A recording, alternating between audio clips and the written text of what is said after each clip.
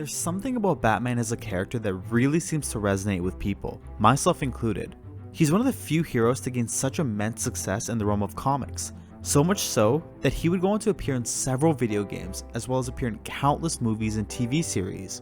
And it's for good reason. Through his stories, there's plenty of lessons to be learned, and in my opinion, they just go to show why this complex character deserves the popularity that he's received. And I think this boils down to 3 main reasons. So in this video, I figured we could take a look at why Batman resonates so much with people. Starting with reason number 1. He always does what's right, no matter what. Every decision you've ever made ends with death and misery. People die. I stop you. You'll just break out and do it again. Think of it as a running gag. No!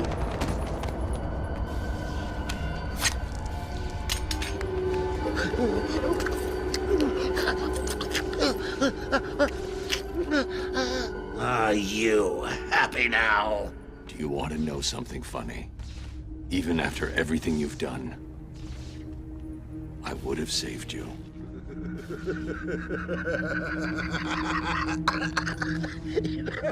That actually is.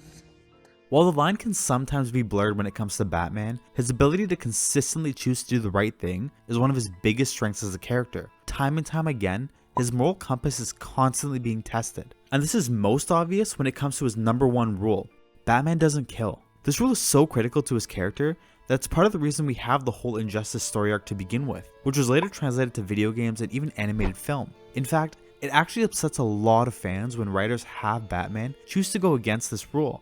It's one of the main reasons why Ben Affleck's rendition of Batman rubs so many people the wrong way. This one rule makes him stand out from a lot of the other superheroes, especially when you look at the villains he has to face.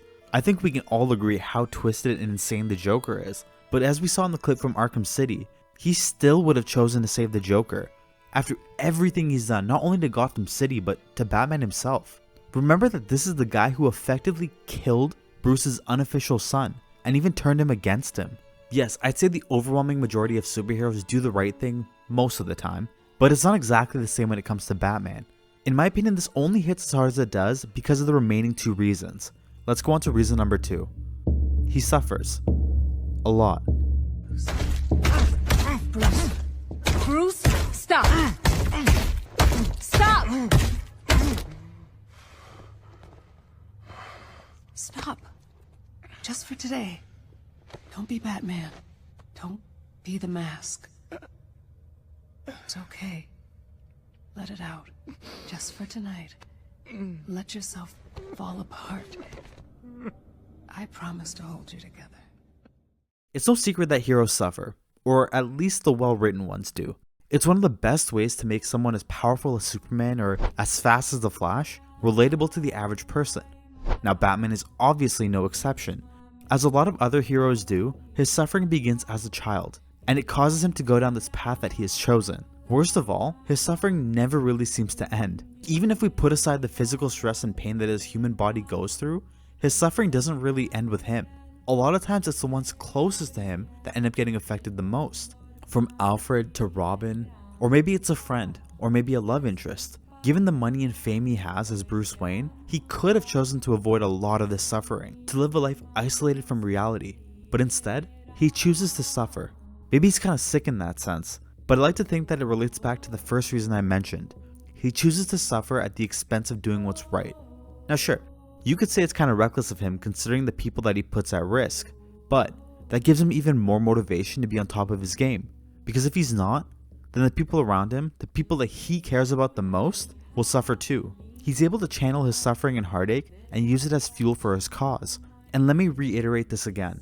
His dedication to doing what's right is impressive in and of itself, especially when you consider the third and final reason. He's human, but that doesn't stop him. I broke the code and reprogrammed them. You're bluffing. Omega Lambda 7 XL9.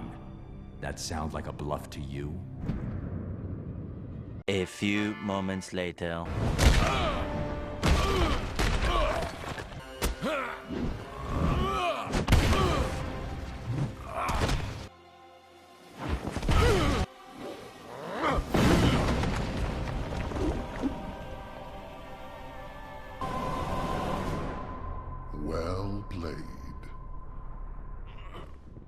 Is it any surprise that arguably the most popular superhero of their respective brands are both regular, vulnerable people?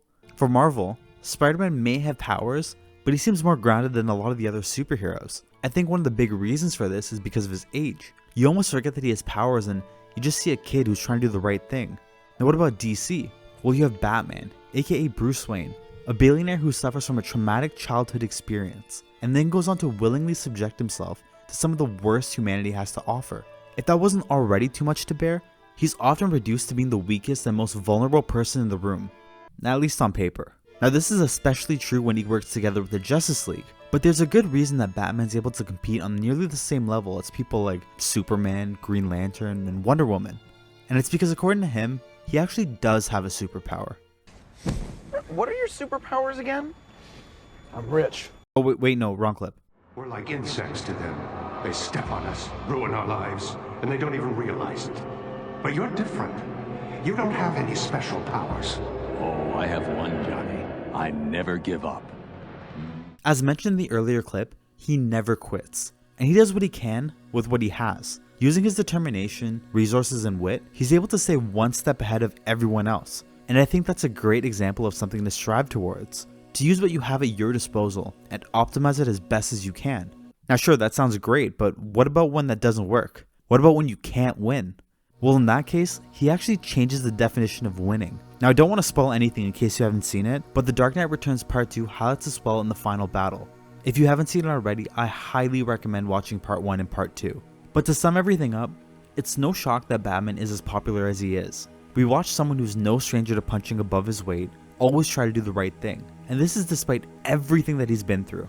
I think the best way to close out this video is with this final clip, which was taken from the beginning of the animated movie, Justice League War, which was released in 2014. And before I play the clip, if you liked the video, I'd really appreciate it if you could go ahead and leave a like on the video and subscribe so you don't miss out on more videos like this. With all that said, thanks for watching. Can you fly? In a plane. Wait, you're not just some guy in a bat costume, are you?